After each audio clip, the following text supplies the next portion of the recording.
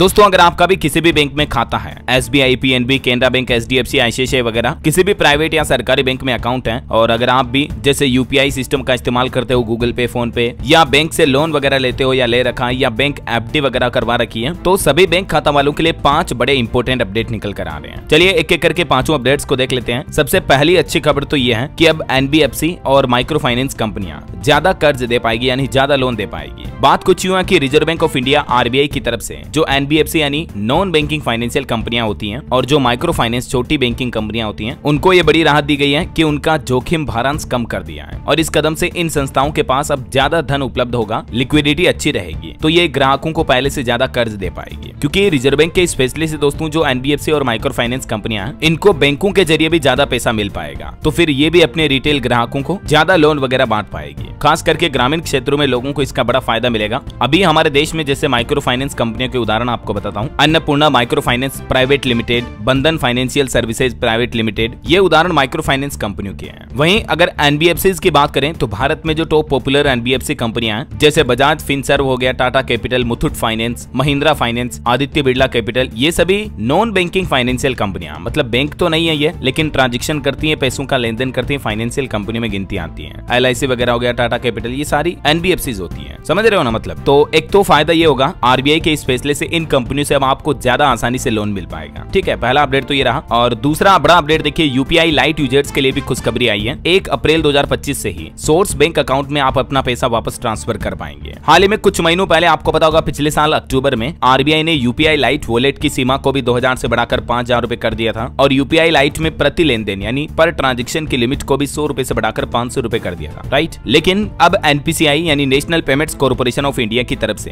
UPI users के लिए एक नया सर्कुलर जारी किया और सभी बैंकों को ट्रांसफर आउट फंक्शनैलिटी लागू करने का निर्देश दिया है। अब ये क्या है तो समझिए जरा, ये एक तरह की नई सुविधा होगी जिससे कि यूजर्स को उनके UPI लाइट बैलेंस को वापस आपके सोर्स बैंक अकाउंट में ट्रांसफर करने की अनुमति होगी। मतलब UPI लाइट वॉलेट में जो आपका पैसा पड़ा है उसको आप वापस मेन बैंक अकाउंट में ट्रांसफर कर पाएंगे। समझ रहे हो? 1 अप्रैल 2025 से ही ये सुविधा आपको मिलना शुरू हो जाएगी। तो दूसरा अपडेट ये रहा। चलिए तीसरा अपडेट देखिए, सरकार की ये प्लानिंग है दोस्तों की 5 सरकारी बैंकों में अपनी 20% तक हिस्सेदारी बेचने जा रही है गवर्नमेंट। जो देश के 5 सरकारी बैंक हैं उनमें मतलब गवर्नमेंट अपनी इक्विटी कम करेगी। अब वो कौन कौन से 5 बैंक है देखिए, उनमें bank of Maharashtra, Indian overseas bank, UCO bank, central bank of India और पंजाब एंड सिंध बैंक। इन बैंकों में सरकार अपनी हिस्सेदारी कम करेगी। हिस्सेदारी को 75% से नीचे लाना सरकार का लक्ष्य है, तो प्राइवेटाइजेशन बढ़ेगा इन बैंकों में भी, है ना। चलिए बैंक लोन को लेकर कुछ अपडेट देखिए दोस्तों। यूनियन बैंक और सेंट्रल बैंक में होम लोन सस्ता हुआ। अब 8.10% के सालाना ब्याज पर आपको इन बैंकों से लोन मिल पाएगा। हाल ही में कुछ दिनों पहले आपको पता होगा RBI के रेपो रेट में कटौती के बाद काफी सारे बैंकों ने होम लोन, कार लोन वगैरह कई तरह के लोन की रेटों में कटौती की है, राइट। अब ये 2 बैंक और आपको सस्ता लोन दे रहे हैं। अभी वैसे जो सरकारी बैंक है SBI, state bank of India, वो आपको 8.25% पर होम लोन दे रहा है। इसके अलावा यूनियन बैंक ऑफ इंडिया और सेंट्रल बैंक ऑफ इंडिया अभी सबसे सस्ता होम लोन दे रहे हैं। 8.10% ब्याज दरों से शुरुआत है। बाकी प्राइवेट बैंक में HDFC 8.70% पर और ICICI तो 0.9% से होम लोन की ब्याज दरें शुरू कर रहा है। अच्छा, इन बैंकों के अलावा दोस्तों हाल ही में एक और सरकारी बैंक ने भी होम लोन और कार लोन सस्ता किया है। एक सरकारी lender bank of Maharashtra BOM की तरफ से भी